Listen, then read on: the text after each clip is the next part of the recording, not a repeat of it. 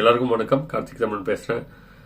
உலகத்துல எங்க ஜனநாயகம் நசுக்கப்பட்டாலும், அங்க போராடுற மக்கள் அரசாங்கத்துக்கு எதிராக போராடினாலும், அந்த இடத்துல தன்னுடைய பூட்ஸ் கால்களை வைத்து அந்த போராடுற மக்களை நசுக்க அந்த அரசாங்கம் முயற்சி செய்தாலும், உடனடியாக தூக்கத்தில் இருக்க அந்த அமெரிக்க பிரசிடென்ட்டுக்கு அது பயங்கர ஒரு உறுத்தலாக அமைஞ்சிரும்.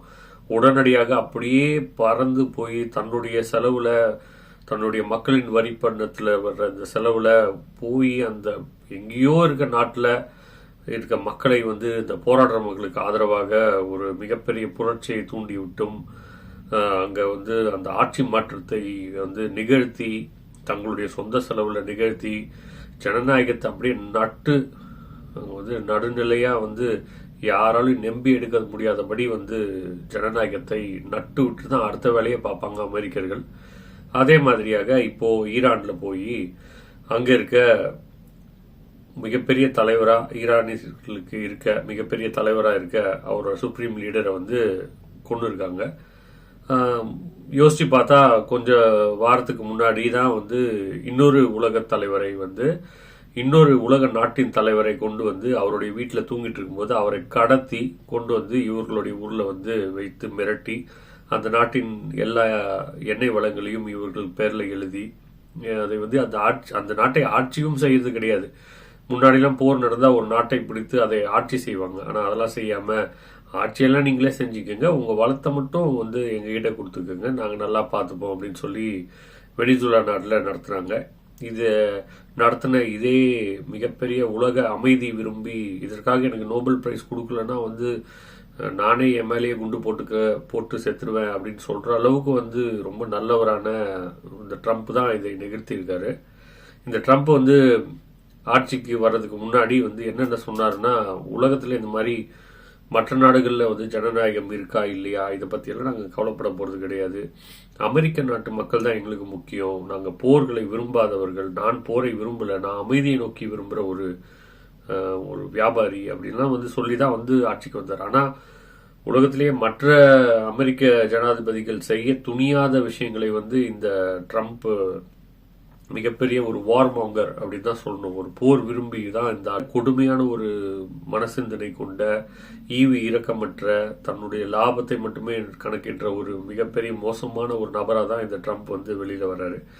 ஏன் சொல்றேன் அப்படின்னா, மற்ற அமெரிக்க அதிபர்களாவது தன்னுடைய நாட்டுக்கு ஏதோ ஒரு பிரச்சனை வருது, இல்ல தன்னுடைய நாட்டுக்கு ஒரு பொருளாதார ரீதியாக ஒரு ஆதரவான நிலை வரணும் அப்படின்றதுக்காக சில வேலைகளை செய்யும் பொழுது, அதற்கு வழியாக கொடுமைகளை செய்யும் பொழுது கூட அது அந்த நாட்டுக்கு பிரச்சனையா வருது மட்டும்தான் யோசிப்பாங்க. ஆனா உலகத்துல இருக்க அனைத்து நாடுகளிலுமே இது ஒரு பிரச்சனையாக வரும். 3ஆம் உலக போரை தூண்டுறதுக்கான ஒரு மிகப்பெரிய வாய்ப்பா அமையும்லாம் தெரிஞ்சும் இதை செஞ்சிருக்காங்க அப்படின்னா அது ட்ரம்பால தான் முடியும். ஏன்னா இது வரைக்கும் ஈரான் மேல குண்டு போட்டது, முதல் முறையாக குண்டு போட்டது ட்ரம்ப் தான். அதே மாதிரி நைஜீரியாலையும் சரி, வெனிசுலாவும் சரி, இது வரைக்கும் இவர்கள் அமெரிக்காக்கள் குண்டு போடாத நாடுகள் எதெல்லாம் மீதி இருந்தோ அதெல்லாம் இப்போ புதுசாக ட்ரம்ப் தான் நிகழ்த்தி இருக்காரு.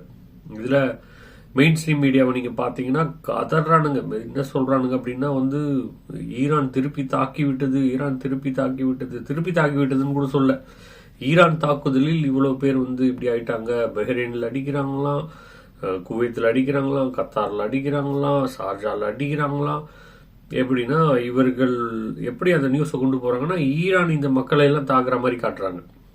உண்மையில் என்னென்ன சொல்லணும்னா, ஈரான் மேல இவ்வளவு குண்டுமலை பொழிந்ததுக்காக, அவர்களுடைய தலைவரை கொன்றதுக்காக ஈரான் மறுபடியும் எதற்காக இந்த நாடுகள் மேல அடிக்கிறாங்க அப்படின்னா, அங்க எல்லாமே நீங்க பேஸ் வச்சிருக்காங்க. இவங்க அங்க எல்லாமே இவர்கள் ராணுவ தளங்களை அமைத்து வச்சிருக்காங்க. அந்த ராணுவ தளங்களை தான் டார்கெட் பண்ணி அந்த மக்களுக்கு தெரிய வைக்கிறதுக்கு தான் இவங்க திருப்பி தாக்குறாங்க. இதனால எவ்வளவு சுயநலமான ஒரு உலகம் அப்படின்னா, இதனால என்னுடைய ஃபிளைட் கேன்சல் ஆயிடுச்சு, இதனால என்னுடைய வாழ்வாதாரம் பாதிக்கப்படுது. அப்ப அங்க ஈரான் நாட்டோட வாழ்வாதாரமும் அங்க இருக்க நாட்டோட நிலைமையும் பத்தி கொஞ்சம் கூட யோசிக்கிறது இல்லை. ஆனா இந்த மெயின் ஸ்ட்ரீம் மீடியாவை நம்பியே வாழ்ந்தீங்கன்னா, அந்த மெயின் ஸ்ட்ரீம் மீடியாவே நம்பி அப்படியே உருப்படாம போய் விளங்காம தான் போவீங்க. அப்படிதான் மட்டும் சொல்லணும். இதுல இங்கிலாந்துல இருக்க இந்த பிரைம் மினிஸ்டர் என்ன சொல்றாரு அப்படின்னா மிகப்பெரிய கண்டனமா. எதுக்கு அப்படின்னா, நான் கூட பரவாயில்ல மனுஷன் தைரியம் வந்துச்சு அப்படின்னு பார்த்தா, ஈரான் வந்து இந்த மாதிரி தாக்குதல் இஸ்ரேல் மேல நடத்தக்கூடாது அப்படின்னு வந்து சொல்றாரு.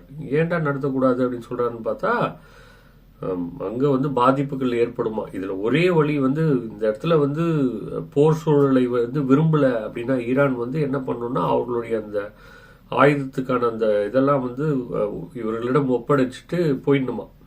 அதுதான் வந்து இந்த போர் வந்து தடுக்கிறதுக்கான ஒரே வழியா. ஏண்டா இதுக்கு முன்னாடி போய் குண்டு போட்டது யாரு, குண்டு போட்டதுக்கு அவன் திருப்பி தாக்குறான். அந்த சொல்றதுக்கு கூட தைரியம் இல்லாத ஒரு இந்த மாதிரியான மிகப்பெரிய நாடுகளின் தலைவர்கள் யாருடைய கண்ட்ரோல்ல இருக்காங்க அப்படின்றத நம்ம புரிஞ்சா இதெல்லாம் சரியா புரிய வரும். சரி, இப்போ எல்லாம் தெரிஞ்ச விஷயமெல்லாம் பேசிட்டோம். நம்ம இப்போ வந்து இந்த தாக்குதலுக்கு பின்னாடி இவர்கள் சொல்ற இந்த காரணங்கள் இல்லைன்னு தெரிஞ்சாலும் இந்த தாக்குதலுக்கு பின்னால நடக்கிற அரசியலை பத்தி கண்டிப்பா பேசுவோம். இந்த தாக்குதல் நடக்கிறதுக்கு முன்னாடி வந்து இஸ்ரேலுக்கு தேவையில்லாம ஒரு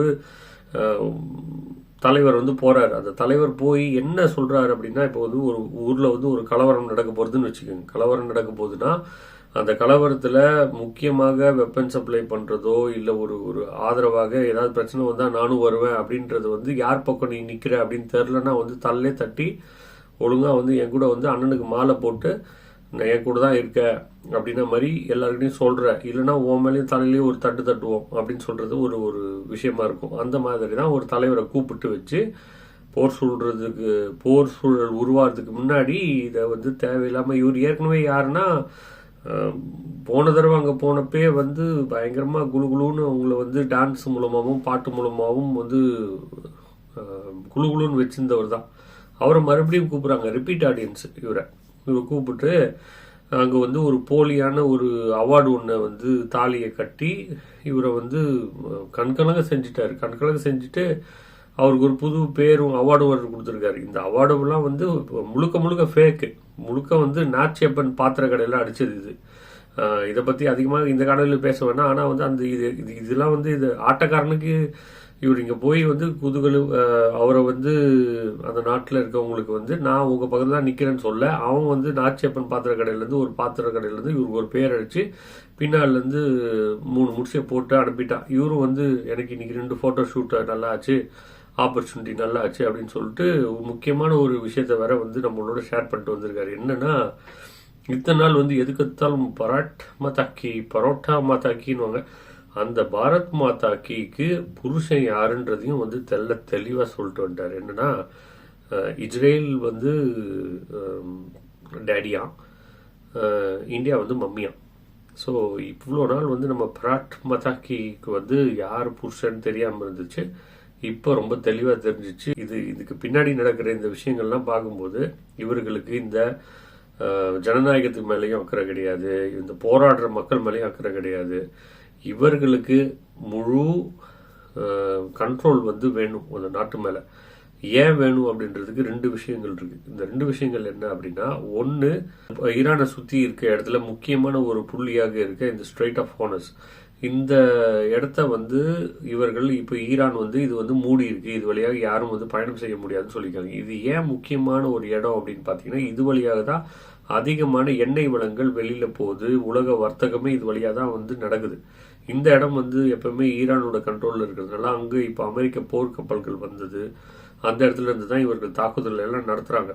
ஆனா ஈரானோட பதிலடி என்ன இருக்குன்னா, இந்த இடத்தை வந்து ஒரு மாதத்துக்காவது வந்து தொடர்ந்து வர்த்தகம் நடக்கிறதுக்கு ஒரு முட்டுக்கட்டையை ஈரானால போட முடியும் அப்படின்னு அவங்க நம்புறாங்க. அதனாலதான் இந்த இடத்த வந்து இவர்கள் வந்து இந்த போர் சூழலை உருவாக்குறாங்க. இதனால அமெரிக்கருக்கு என்ன லாபம் அப்படின்னு நீங்க யோசிச்சீங்கன்னா, இது வழியாக வர்ற இந்த எண்ணெய் வளங்களை வந்து எடுத்துட்டு போறத வந்து தடுத்து நிறுத்தினா இதனால பாதிக்கப்பட போறது முக்கியமாக சைனா. இப்ப சைனாக்காக நேரடியாக இவர்கள் வந்து நிர்பந்தமும் இதெல்லாம் வந்து இவர்கள் வந்து நிபந்தனைகள்லாம் விதிக்க முடியாது அமெரிக்கர்களால. அப்படின்றதுனால என்ன செய்யறாங்கன்னா, ஒரே கல்ல 2 மாங்கா அப்படின்ற மாதிரி இந்த இடத்துல போர் சூழலை உருவாக்கி இந்த தலைவரையும் வந்து ஈரானோட தலைவரையும் கொண்டுட்டா ஈரானும் வந்து டீஸ்டபிளைஸ் ஆகிடும். அது வழியாக இந்த எண்ணெய் வளங்கள் வந்து சைனாவுக்கு போறதும் வந்து மிக தாமதமாகும். இதனால அதிக விலை கொடுத்து எண்ணெய் வந்து வாங்க வேண்டிய நிலைமைக்கு சைனா வந்து தள்ளப்படும் அப்படின்றது இவர்களுடைய ஒரு யுக்தி. 2வது யுக்தி பார்த்தீங்கன்னா, கரெக்டாக இது வந்து வெனிசுவேலாவில் நடந்த இந்த கடத்தல் நிகழ்ச்சியாகட்டும் இதுவாகட்டும் மற்ற இதற்கு முன்னாடி ஈரான் மேலே இவர்கள் வந்து வெடிகுண்டு போடுறதெல்லாம் பார்த்தீங்கன்னா வந்து வீக்கெண்டில் தான் பண்ணுவாங்க. ஏன்னா வந்து வீக்கெண்டில் தான் என்ன இருக்காதுன்னா ஸ்டாக் எக்ஸ்சேஞ்ச் இருக்காது. ஸ்டாக் எக்ஸ்சேஞ்ச் தான் இவர்களுக்கு முக்கியமாக வந்து ஒரு நாளைக்கு வந்து இவர்களுக்கு ஏற்ற மாதிரி இவர்களுடைய நண்பர்கள்லாம் சொல்லிடுவாங்க, இந்த மாதிரி வந்து எல்லா ஷேரையும் விற்றுருங்க. இப்போ வந்து திங்கக்கிழமை நாங்கள் ஒரு விஷயம் செய்யறதுக்கு முன்னாடி இந்த வீக்கெண்டில் செய்ய போகிறோம். திங்கக்கிழமை எல்லா ஸ்டாக்கோட வேல்யூவும் கம்மியாக போகுது, கோல்டோட ப்ரைஸ் ஜாஸ்தியாக போகுது. இதெல்லாம் இவர்களுக்குள்ளேயே பேசி இவர்கள் இந்த இவர்களுடைய நண்பர்களுக்கு இந்த விஷயத்த சொல்லிடுவாங்க. இதெல்லாம் வந்து உலகத்தில் எல்லாரும் இந்த மாதிரியான மெயின் ஸ்ட்ரீம் மீடியாவை மட்டுமே வந்து பார்க்காத அத்தனை பேருக்கும் புரியும். நம்ம ஊரில் அரெஸ்ட் பண்ணும்போது வந்து வீக்கெண்டில் அரெஸ்ட் பண்ணுவாங்க பாருங்க. ஏன்னா வந்து 2 நாள் வச்சு நல்லா அடின்னு அடிக்கலாம், அப்புறம் வந்து தான் கோர்ட் கேஸ் வந்து மண்டே தான் வரும் அப்படின்ற மாதிரி. இதுவும் வந்து உலகத்தில் நடக்கிற இந்த கட்ட பஞ்சாயத்தில் இதுவும் ஒரு தெரிஞ்ச விஷயம்தான். இதை செய்யும்போது ஸ்டாக் எக்ஸ்சேஞ்ச் இது வந்து அடி வாங்கும். யாருக்கு அடி வாங்கணும்னா இந்த இவர்களோட நண்பர்களாக இல்லாதவங்களுக்கு தான் அடி வாங்குமே தவிர, இவர்களுடைய நண்பர்கள் வழக்கம் போல் இந்த சேல்ஸ் எல்லாம் பண்ணிடுவாங்க. இந்த போன வாரமே பண்ணியிருப்பாங்க அவங்க எல்லாமே லோவான இதுக்கு. இப்போ அதோட லோவாக போயிடும் அது. இது ஒன்று விஷயம். இன்னொரு ஒரு விஷயம், இந்த வெனிசுவேலாவில் வந்து இவர்கள் போய் அந்த அவர்களுடைய தலைவரை கடத்தி வச்சு அந்த எண்ணெய் வளங்கள் எல்லாம் இவங்க பிடிச்சி வச்சாங்க. எண்ணெய் வளங்கள் அப்படின்னா நேராக பெட்ரோல் வந்து எடுத்து போடுற மாதிரி வந்து எண்ணெய் வளங்கள் கிடைக்காது, க்ரூட் ஆயில தான் கிடைக்கும். அது வந்து இந்த க்ரூட் ஆயில் தான் வந்து உங்களுக்கு வந்து எல்லா வகையான எரிபொருட்கள், பென்சின்லேருந்து ஆரம்பித்து பெட்ரோல்லேருந்து ஆரம்பித்து டீசல், ஃப்ளைட்டுக்கு போகிறது, பெட்ரோல், இந்த மாதிரியாக எல்லா கெரோசின் என்னென்ன எண்ணெய் வளங்களை பிரித்து எடுக்க முடியுமோ அது வழியாக எடுத்துட்டு கடைசியாக அங்கே இருக்கிறது தான் வந்து தாராக மீதி ஆகிறது கூட வந்து பல நாடுகளில் வந்து ரோடு போடுறதுக்காக உபயோகப்படுத்துவாங்க. இதுலேருந்து அந்த ஃபர்டிலைசர் எல்லாமே இந்த பெட்ரோலியம் இது பின்னாடிலேருந்து தான் வருது. இவர்கள் எடுக்கிற இந்த க்ரூட் ஆயில் வந்து வெனிசுவேலாவில் பார்த்தீங்கன்னா கொஞ்சம் வந்து அதிகமான ஒரு திக்னஸான ஒரு க்ரூட் ஆயிலாக இருக்கும். அதை வந்து சாதாரணமாக பைப்புகளில் வந்து டிரான்ஸ்போர்ட் பண்ணுற அளவுக்கு வசதிகள், அதில் சேர்க்க வேண்டிய விஷயங்கள் எல்லாம் வந்து வெனிசுவேலாவிடம் இல்லை. இதெல்லாம் யார் கொடுக்குறான்னு பார்த்தீங்கன்னா ஈரான் கொடுக்குது. இதை எங்கே அனுப்புகிறாங்கன்னா சைனாக்கு அனுப்புகிறாங்க. இப்போது என்ன சொன்ன மாதிரி ஒரே கல் 2 மாங்கான்ற மாதிரி இவர்கள் என்ன செய்கிறாங்கன்னா, இப்போ இந்த வெனிசுவேலாவோட பெட்ரோலை இவர்கள் க்ரூட் ஆயில் இவர்கள் எடுத்ததுனால இதற்கு அடுத்ததாக இவர்கள் கலக்க வேண்டிய அடுத்த செகண்ட் லெவல் க்ரூட் ஆயில் வந்து அதை வந்து ஒரு பைப் வழியாக வழிஞ்சு போகிறதுக்கான வழியை உருவாக்க வேண்டிய மற்ற வகை க்ரூட் ஆயில் வந்து எங்கே கிடைக்குதுன்னா ஈரானில் கிடைக்குது. அதையும் இந்த வெனிசுவேலாவில் கிடைக்கிற அந்த க்ரூட் ஆயிலையும் வந்து கெமிக்கலாக அதை ஒரு ப்ராசஸில் செஞ்சாதான் வந்து இவர்களுக்கு வந்து அதை ஏற்றுமதி செய்யறதுக்கு யூஎஸ்னால முடியும், அமெரிக்காவால் முடியும். இதற்காக தான் அங்கே நடந்து முடிஞ்சிச்சு. அங்கே ஸ்டாக் எல்லாம் வாங்கி வச்சுட்டோம். அடுத்ததாக இங்கே வந்து எடுத்துகிட்டு வந்து இதில் இவர்களுடைய இந்த க்ரூட் ஆயிலை சேர்த்தாதான் இவர்களுக்கு வந்து இதை வந்து விற்க முடியும். இதை வந்து என்ன ஆகும்னா இதனால வந்து சைனா வந்து இவர்களுக்கு வந்து அடிமையாகிறதுக்கு அதிகமான வாய்ப்புகள் இருக்கு. அடிமைனா இவர்களுடைய வர்த்தகத்தை பொறுத்து தான் சைனா வந்து இவர்களோட உடன்பாடுகளுக்கு போக வேண்டிய நிலைமை வரும். இதெல்லாம் வந்து தொடர்ந்து பின்னணியில் நடந்துட்டு வர விஷயங்கள். இதெல்லாம் சில பேர் சொல்றாங்க இது எப்ஸ்டீன் ஃபைல்ஸை மறைக்கிறதுக்காக தான் இதெல்லாம் செய்யறாங்கன்னு. ஆனா உண்மையிலே நம்ம ஏற்கனவே பேசின காணொலி மாதிரி ஏதோ ஒரு பின்னாடி ஒரு விஷயத்தை செய்துட்டு வர்றதுனால தான் இந்த எப்ஸ்டீன் விஷயத்தை வந்து வெளியில விட்டு ஒரு சின்ன சின்ன விஷயங்களை மாற்றங்களை உருவாக்குறாங்க. இது வந்து இப்போ உடனடியாக முடிவடையும்னா முடிவடையாது. இது தொடர்ந்து வந்து நடந்துட்டே தான் இருக்கும். இதுக்கான காரணிகள் வந்து போற வரைக்கும் இது நடந்துட்டு இருக்கும். அப்புறமா சப்பி போட்ட மாங்கொட்டை மாதிரி வந்து ஈரானை தூக்கி போட்டுட்டு எப்படி ஈராக்கை வந்து செய்தார்களோ, எப்படி வந்து இவர்கள் வந்து எந்தெந்த நாடுகளில் வந்து எண்ணெய் வளங்களை வந்து மட்டுமே உறிஞ்சி எடுத்துக்கிட்டு அந்த நாட்டுக்கு வந்து ஒரு ஒரு ஸ்டேபிளான ஒரு கவர்மெண்ட்டை கொடுக்குறேன் அப்படின்னு சொல்லிட்டு அங்கே ஒரு டம்மி கவர்மெண்ட்டை வந்து செட் பண்ணிட்டு அந்த செட் பண்ண கவர்மெண்ட் வழியாக வளங்களை திருடி எடுத்துட்டு போனாங்களோ அதை தான் தொடர்ந்து வந்து செய்வாங்க. ஆனால் ஈரான் கொஞ்சம் சற்று வித்தியாசமான ஒரு நாடாக தான் வந்து இருக்கு. இது வரைக்கும் இவர்கள் போய் போராட்டம் செய்து அதன் வழியாக ஒரு கவர்மெண்ட்டை நிறுவி அதெல்லாம் வந்து செய்யறதுக்கும் அவர்களுடைய இராணுவ கட்டமைப்பும் வந்து கொஞ்சம் வித்தியாசமாக தான் இருக்கு. அதனால இது வந்து தொடர்ந்து வந்து நடக்கும் அப்படின்றதான் வந்து என்னுடைய கணிப்பு. ஆனால் வந்து பார்த்தீங்கன்னா கொடுமை வந்து என்னன்னா மெயின் ஸ்ட்ரீம் மீடியாவை மட்டும் பார்க்குற மக்களுக்கு இந்த விஷயங்கள்லாம் போய் சேராது. அதை நம்மவும் வந்து இந்த மாதிரியான காணொலிகளை பகிரவும் மாட்டோம், பேசவும் மாட்டோம். உங்களுக்கு உங்களுடைய நண்பர்களுக்கு இந்த விஷயங்கள்லாம் தெரியணும்னு நினைச்சீங்கன்னா அது உங்க கையிலேயே விட்டுறேன். முடிஞ்ச அளவு வந்து ஷேர் செய்யுங்க. அதை வந்து இந்த விஷயங்களை வந்து பேச ஆரம்பிப்போம்.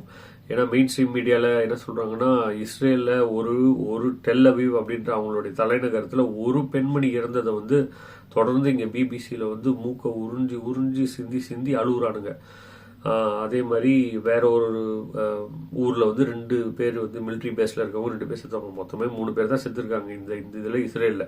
ஆனா இவர்கள் குண்டு போட்டு இவர்கள் முழுவதுமே வந்து அந்த இடத்த தரமட்டமாக்கி அந்த இடத்துல வந்து அந்த இவர் இந்த தலைவரை மட்டும் கொள்ளல, அந்த தலைவரோட குடும்பத்தில் இருக்க அத்தனை பேர் மற்ற ராணுவ இவங்க ஜெனரல்ஸ் எல்லாரையுமே கொண்டு அவர்களுடைய ஃபேமிலி மெம்பர்ஸ் வரைக்கும் எல்லாருமே ஒரு பேத்தி வரைக்கும் எல்லாரையும் கொண்டு இருக்காங்க.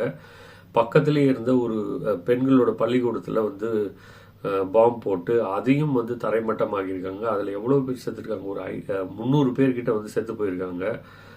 ஒரு 450 பேருக்கு மேலே வந்து காயம் அடைஞ்சிருக்காங்க. இதெல்லாம் வந்து ஒன்றுமே பேசுறதே கிடையாது. இதை வந்து ஏதோ வந்து இதுக்கு தான் எழுதி கொடுத்த மாதிரி, இந்த உலகத்தையே அமெரிக்காவுக்கு தான் எழுதி கொடுத்த மாதிரி வந்து இந்த ஊடகங்கள் செயல்படுது. இந்த ஊடகங்களும் இவர்களுடைய கட்டுப்பாட்டில் தான் இருக்கு. இந்த மாதிரியான மாற்று சிந்தனைக்கான ஊடகமாக இந்த யூடியூப் இருக்கிறதுக்கு, நீங்க எடுத்துட்டு போய் பகிர்றதுக்கு, இதுக்கும் இந்த விஷயத்திலும் அதிகமாகலாம் வந்து பேச முடியாது. ஏன்னா வந்து தடைகள், இதை பேசினாலே தடை அதெல்லாம் இருக்கு இல்லையா. அதனால ஓரளவுக்கு வந்து இந்த மாதிரி சூசகமாக தான் சொல்ல முடியும். தொடர்ந்து பேசுவோம். நன்றி, வணக்கம். கார்த்திக் தமிழன்.